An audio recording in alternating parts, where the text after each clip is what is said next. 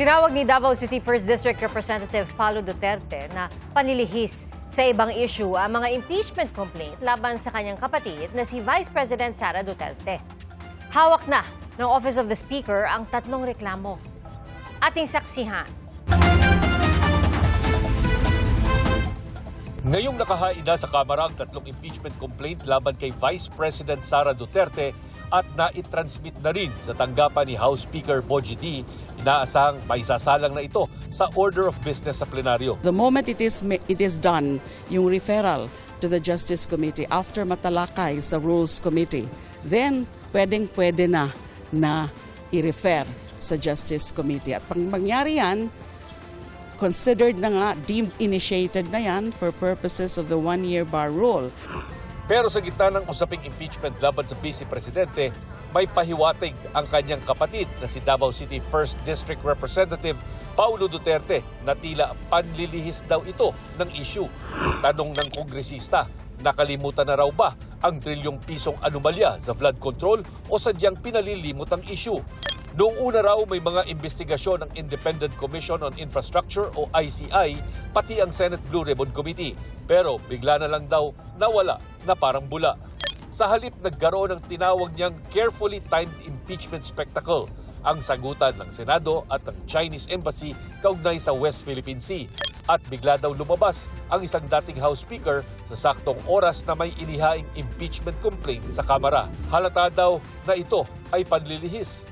Si Vice President Duterte naman tinanong kung sa tingin niya ay may kinalaman ng impeachment laban sa kanya sa umugong na term sharing umano sa Senate presidency sa pagitan ng kasalukuyang Senate President Tito Soto at ang balak daw nilang iluklok sa hinaharap na si Senador Loren Legarda.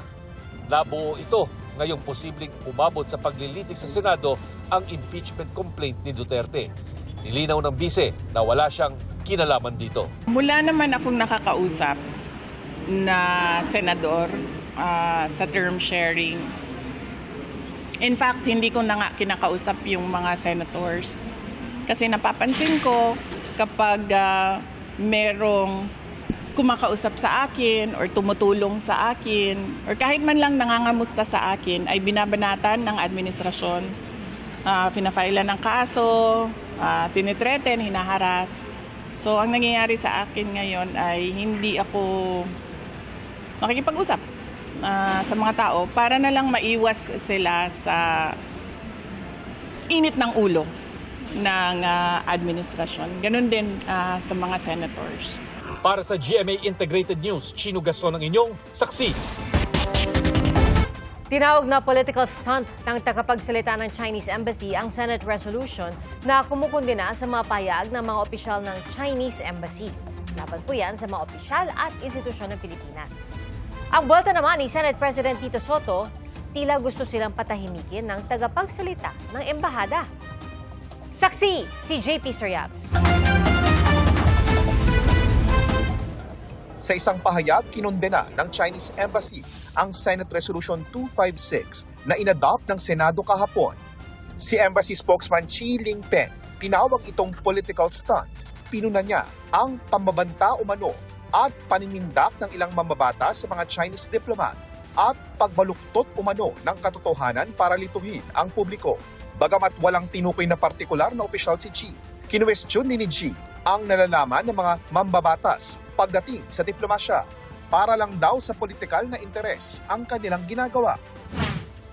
Ayon naman kay Senate President Tito Soto, tila gusto raw patahimikin ng tagapagsalita ng embassy ang Senado. Giit ni Soto, inaakusahan ni Chi ng paninindak ang mga mambabatas pero patuloy raw niyang binabastos ang mga senador at tinawag pa ang resolusyon na political stunt. Kinuwestiyon din ni Soto ang nalalaman ni G tungkol sa diplomasya. Dagdag ni Soto, respect begets respect. Umalma si PCG spokesman for the West Philippine Sea, Commodore J. Tariela, sa pahayag na ito kahapon ni Senador Alan Peter Cayetano. I don't propose a resolution, but the guy should apologize and just say na tama pinaglalaban ko pero mali na ginawa kong ganyan. No, bastos yun. Naging mainit ang pagtalakay noon sa Senate Resolution 256 kung saan kinokondena ang mga pahayag ng Embahada ng China laban sa mga opisyal at institusyon ng Pilipinas at muling iginiit ang karapatan ng bansa na ipagtanggol ang soberanya nito alinsunod sa international law. Binatikos ni Cayetano ang pagpapakita ni Tariela ng caricature ni Chinese President Xi Jinping. Now, if he wants to do that, he resigns his commission.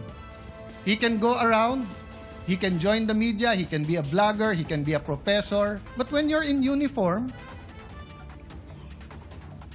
the other countries will ask you, official ba yan? That's standard, Mr. President.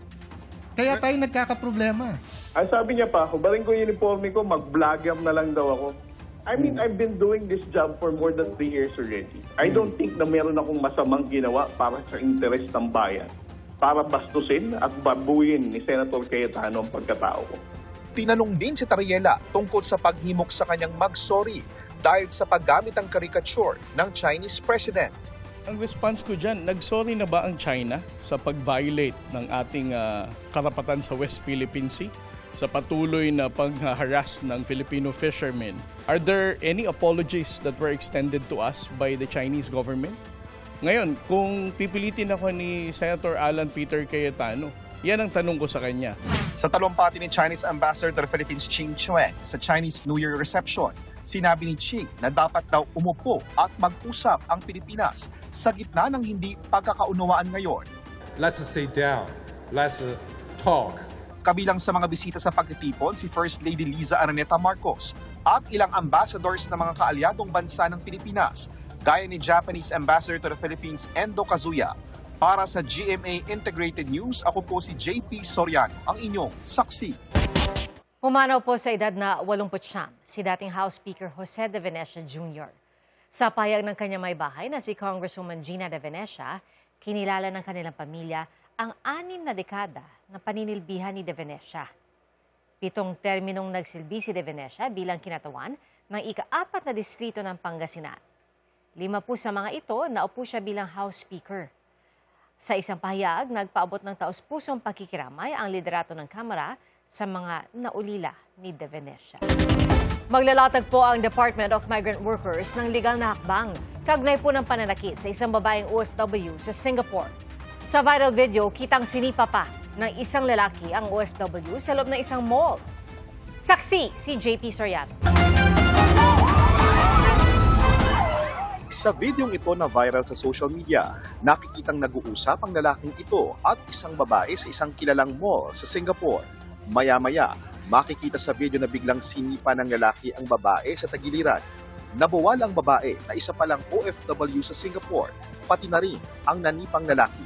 Bumangon ang lalaki, sinipa muli sa ulo ang OFW, pero nakailag ang babae. Dito na umawat ang inang nakasaksi sa pananakit. Ayon sa Department of Migrant Workers, natukoy na ng Labor Attaché ng Pilipinas sa Singapore. Ang kababayan natin nasa video, nakausap na rin daw siya at naabisuhan na sa mga tulong na maaaring ipagkaloob sa kanya bilang Pilipino. Nag-uusap na yung ating Migrant Workers Office Labor Attaché in Singapore at saka yung worker. But sa ngayon, inaalam pa natin yung exact cause ng pangyayari. And of course, medical assistance is the most basic there. So kung pangangailangan ng medical assistance. And then of course, yung filing of a complaint, our lawyer will stand ready to help her. Naikwento na raw ng OFW ang pangyayari sa Labor Attaché ng Pilipinas sa Singapore. Pero hindi raw ito maidedetalye sa publiko ngayon. Gayunpaman, wala raw puwang ang anumang uri ng pananakit lalo na sa ating mga kababayan abroad.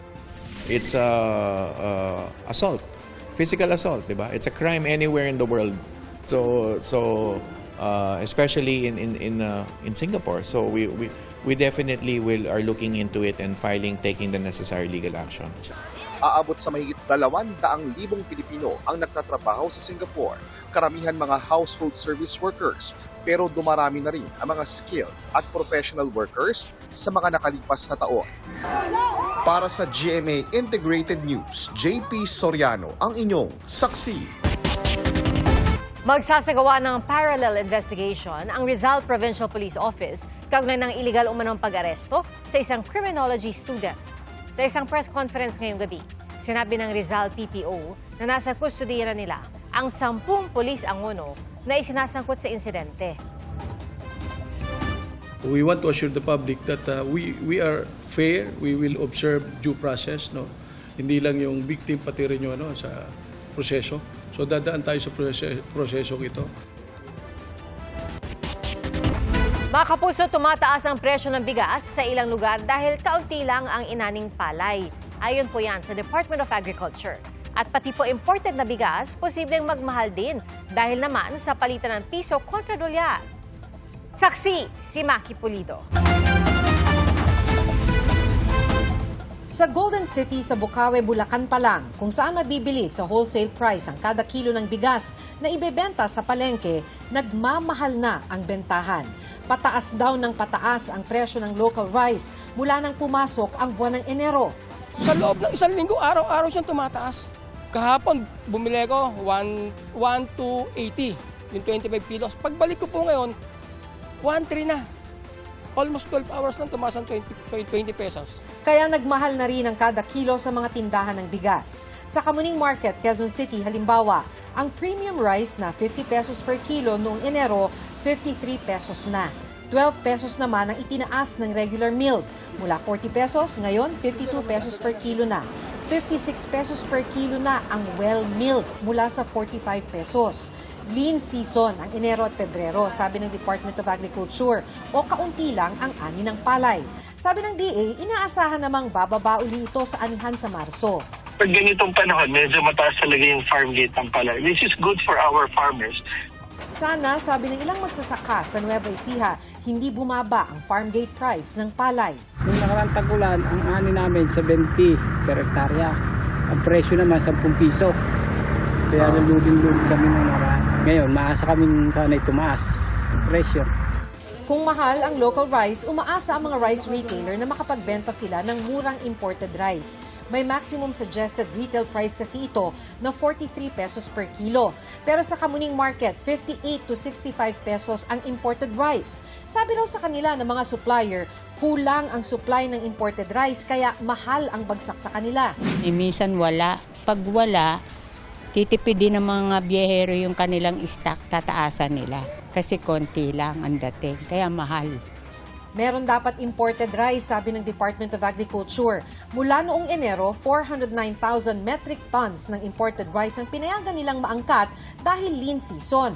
Yun nga lang, dahil mahal ang palitan ng piso at dolyar, maaari na raw tumaas ang SRP ng imported rice. Bagamat hindi ganun kamahal yung international price, yung presyo kasi apektado rin nga ng peso-dollar exchange rate. So, maapektuhan na yung ating MSRP. Siyam ang miyembro ng pamilya sa bahay ni Lola Estrella. Para magkasya, minsan ilulugaw na lang nila ang bigas. Mula noon hanggang ngayon, sabi niya, mahal na presyo pa rin ng pagkain ang idinaraing nila. Unahin muna namin yung mga bata bago kaming mga matatanda. Kung ano sobra doon sa mga bata, pagkakasya na namin. Para sa GMA Integrated News, ako si Maki Pulido, ang inyong saksi. Posible pa rin magdulot ng malalakas na ulan sa ilang bahagi ng bansa ang shear line ayon sa Pag-asa. Hanggang bukas, posible ang maulang panahon sa Eastern Samar, Northern Samar, Biliran, Leyte, Albay at Sorsogon. Umiral pa rin ang amihan sa iba pang lugar. At base sa datos ng Metro Weather, may chance ng ulan bukas na umaga sa ilang bahagi ng Mimaropa, Bicol Region, Samar at Leyte Provinces, Western at Central Visayas, pati na sa Caraga. At sa hapon, may matitinding ulan din sa ilang bahagi ng Mindoro Provinces, sa Visayas at sa halos buong Mindanao. Hindi rin inaalis ang chance ng ulan sa Metro Manila.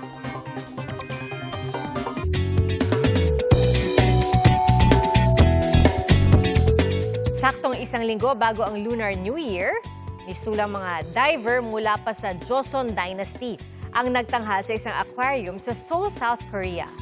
Para abot ang kanilang maagang pagbati, nagsuot po sila ng kanilang tradisyonal na kasuotan na hanbok. Kasama po nila sa aquarium ang mga pagi o stingray at iba pang isda habang isinasagawa ang kanilang tradisyonal na New Year's vow. Kinaliwan ito lalo na ng mga bata. Magsisimula ang Year of the Horse sa Chinese Zodiac sa ika-17 ng Pebrero na ipinagdiriwang sa South Korea, China at ilang bahagi ng Southeast Asia. Mga kapuso, maging una sa saksi. Mag-subscribe sa GMA Integrated News sa YouTube para sa iba't ibang balita.